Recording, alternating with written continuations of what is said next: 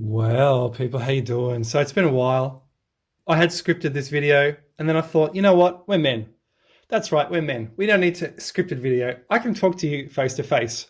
And being men and not being weaklings, you can hear the damn video direct from the source, right? So here is the thing, guys. Massive empire in Eastern Europe, suppressed by the Germans in ancient times.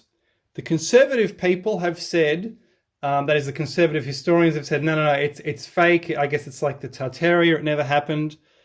But they're delusional because the Slavs are spread over a vast area, speaking an almost common language. Must have been some kind of empire. We don't know what it was. So let's read this article, and let's read a Delusion article, and then I'll present you some evidence from a chronicle which can actually prove the existence of this empire, which possibly opposed the Romans, because basically this chronicle says this empire was never conquered by anyone in history, and that's what was written 909 years ago. Okay, so firstly, let's look at the skeptical point of view. They've called it Turboslavism, and they've actually said, and by the way, Slav is the foreign word for the Slavs. It means slave because they took them as slaves. The Romans called slaves servants. When they started using Slavs, they changed the word servant, or servus, serva, to Slav. But as you see, the actual word is suav, which means word. So these are people of the word, confederations of the word. So the word Slav probably is a contraction of confederation of people of a common tongue. And then they just called themselves this for short. And they say this never existed in ancient times. The Slavs didn't exist in ancient times. They came out of somewhere in Belarus. But it's wrong. And we're going to prove that right now. Just unbelievable. So Turboslavism is a pejorative and humorous term used to refer to Polish nationalist pseudo-history, proponents of which are called Turboslavs. Turboslavism shares many commonalities with other forms of nationalist pseudo-history, such as belief in one nation's Aryanness, a desire to promote territorial expansion of a nation's state, as well as virulent xenophobia, mainly directed towards Germans, whom it portrays as having falsified Polish history. Turboslavism also has an anti-Catholic undertones, which is rather peculiar given Poland is a mostly Catholic country. Turboslavism, here we go, is based on the idea that a vast empire existed sometime between 70,000 BC and 200 CE that covered everything from Central and Eastern Europe through most of what was the Soviet Union. One of the main promoters of the idea, Janusz Bieszczak, apparently promotes ancient astronauts pseudo-history in his book. And now we'll get onto this delusional article. Well, I hope he doesn't mind me calling it this. The strange and terrifying case of the Turboslav Empire, and he's refuting it, but he's not actually refuting it because he can't. He can't explain why the Slavs are over a vast area. He can't explain why the Romans were unable to cross the Danube and extend their empire into territories which are a very beautiful 27 degrees throughout the summertime. Why wouldn't they want to do that? So he says here, I've been putting off writing this article for a while now, etc., etc. But just to, and I hope he doesn't mind, but so he says, not long ago, not that far away, around 2014, a weird trend started to appear in the Polish blogosphere. A bunch of people began to write about the semi-mythical empire of the Sarmatians that stretched from the Rhine to Novgorod. Sort of Eric von Däniken, and yes, aliens do make an appearance with Slavic take. The internet's full of such nonsense, right? Nothing to worry about, right? Well, and he says a respected publishing house called Bologna, previously mostly dealing in popular history books, they're a bit of an institution in that respect, published a book titled The Slavic Kings of Lechia by Janusz Bieszczak. Sounds suspicious already at the first glance. Open it and it reveals a pandemonium.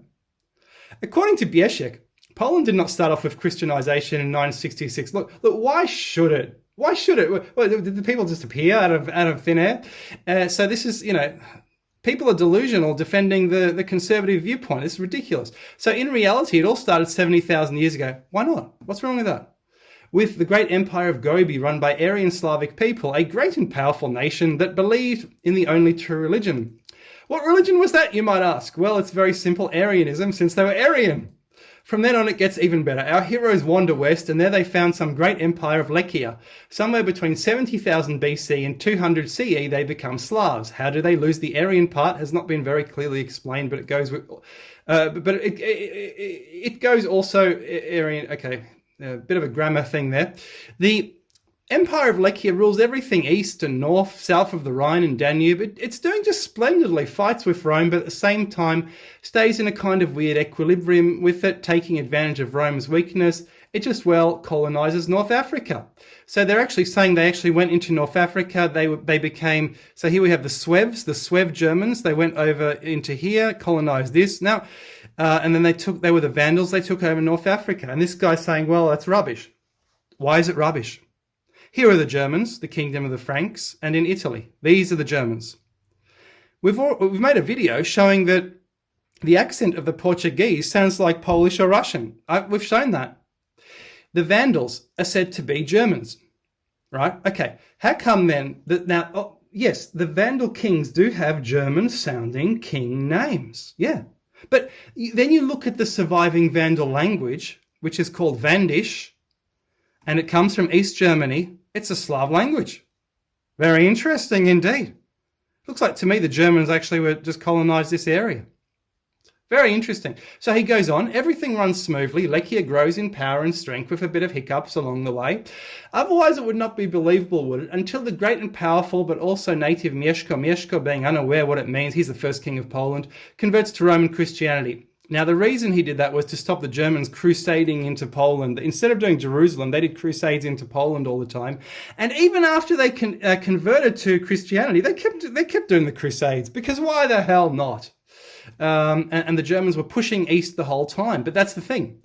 If the Germans are pushing east, that means the Germans came from the west, presumably Doggerland. They landed on the coast because their land sank. I mean, it's very fascinating. And he goes on and on. He says they use a forged book called the Chronicle of Prokosh. Look, fair, if it's forged, fair enough, but we don't need forged sources to prove a vast empire, and that's what you're not saying, mate. That's the problem with your article. You see, your article, I could rip it to shreds like a piece of paper. You see? Like a piece of paper, just rip it to shreds. And he goes on and on and on. He goes off on certain tangents, etc., etc., etc. Very interesting, blah, blah, blah, blah, blah, whatever. Right? Good. So let's go all the way to the Marcomannic Wars. And the Romans were very proud of their achievements against the Marcomen. Who are the Marcomen? Well, they were a confederation, and here we go, in Latin called Bellum Germanicam e Sarmaticam, the German and Sarmatian War. I think the Slavs were the Germans and Sarmatians. They were sort of mixed together because they kind of are a bit Germanic, but also a bit Eastern. So they were a mixture of these two people who might have been mixing together, possibly in Roman times, and they formed a confederation. It's really fascinating. I mean, here we have. So look, this is the proof, guys. This is the proof that I have absolute proof that the Slavs have been in the same territory and never moved. And this is the proof. Look, these are the Germans. They're all Germans according to official history. But here's the thing. That line there, 2,000 years ago, 800 years later, became the Limes Saxoniae, the border between the Saxons and the Slavs. It says so here, the Limes Saxoniae, in 820, whatever it says, between the Saxon and the Slavan, right?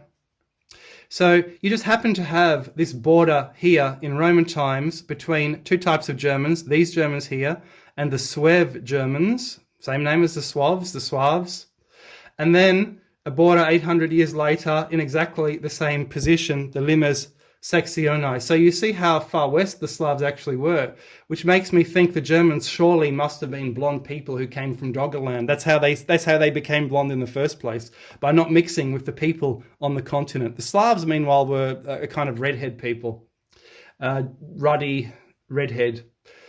So, I mean, isn't that just fascinating? And the Vandals, of course, we've shown that the Vandals, look, Lugia in Polish, we've shown that means people, Ludzi. Over here were the Rugi, another version of the Lugi, but also Goths, Gotonen, another type of Goths over here, the Quaden. Marcomanni means people of the march. Now, what that means is it's a border. A march is a German word for a border. So these are men of the march. They've just marched in. They're occupying the land. So that means these are possibly people of the border. These are possibly Germans who have entered this area and they're stuck here. They're people on the border. So the problem is, why did the Romans call these guys Marcomen? Why did they call it the Marcomannic War? And the answer is they probably didn't. Probably if they had any German allies, they were the Marcomen. And the war was fought not with these people here, near Germanica Inferior, but the Germanica Superior people over here. The war was fought with these people, the Marcomen, these people, the Slavs, mixing with the Sarmatians coming from the east. These are the people. All these people here, they fought the Marcomannic War with, and that is basically the Slav territories. And yes, there might have been German people here, such as the Goths. Maybe they were German, yes. Maybe they were mixing with the Slavs. But it was basically a war between these people who later became the Slavs and the Roman Empire. The Römisches Reich here on the map, you see. And that explains this so very much. Okay, now we're going to look at the chronicle and see what the chronicle says, because according to the chronicle, it seems there was a big empire here which no one has ever conquered. So let's check that out. Hey people, how you doing? So this is the book. I just got it.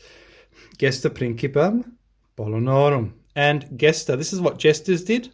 They told histories, which probably explains why, or jests. A jest is a history. It means the deeds. Probably explains why jesters were also seen as wise men, because they knew all these histories and they told them to the king. So the current image of jesters isn't quite accurate. But anyway, what I read in this book was stunning.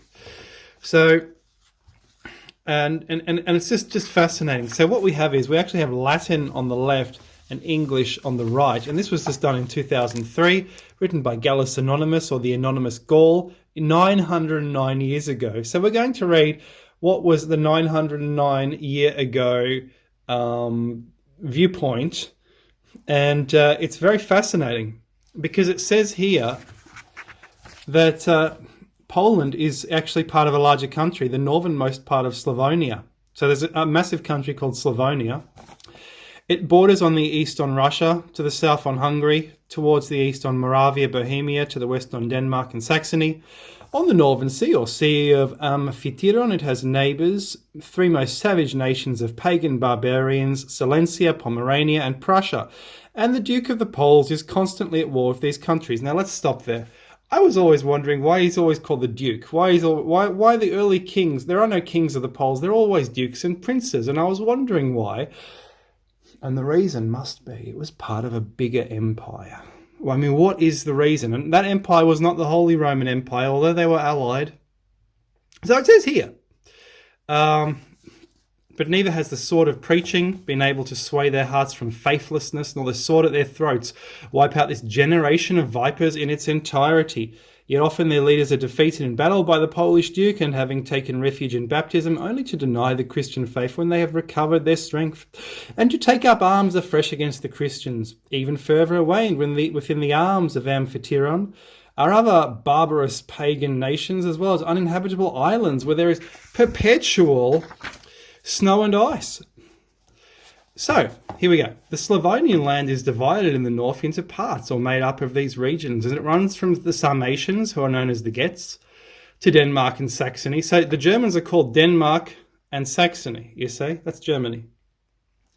And from Thrace through Hungary, which in past times was occupied by the Huns, who are also called Hungarians.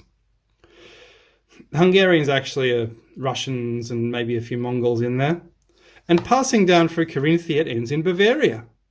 Towards the south, starting from Epirus on the Mediterranean Sea, it includes Dalmatia, Croatia and Istria, and ends on shores of the Adriatic Sea, where Venice and Aquileia stand, separating it from Italy. So Venice is probably a Slav colony, because Venedi were the Slavs.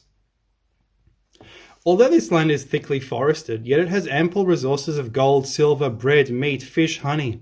But in one respect, it is especially to be preferred to all the others. Now here we go. For in spite of being surrounded by all the many aforementioned peoples, Christian and pagan alike, and frequently attacked by all and sundry, it has never been completely subjugated by anyone.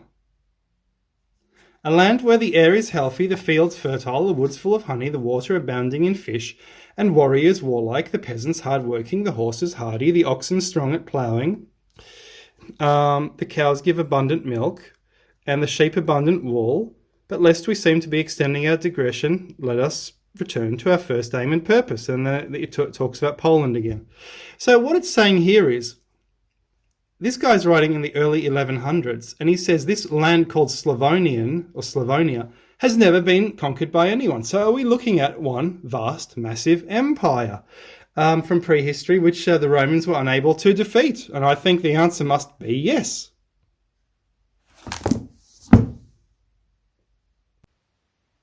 Well, guys, I hope you've enjoyed the video. The Marcomannic Wars were fought between the Roman Empire and the Czecks Germans, who seem obviously to have been the Slavs who have always been in this area. According to the chronicle, they've never been conquered, unlike all the other countries. No conquest.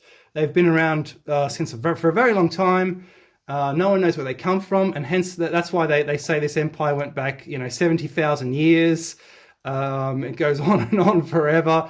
The Slavs speak a very primitive type of Indo-European. It's extremely inflected, a very inflected language like Latin. It's very interesting, actually. Lots of primitive words. We've seen the primitive alchemy words. Just fascinating stuff. And this is the truth, guys. This is the absolute truth. Would I lie to you? Absolutely not. So, cheers.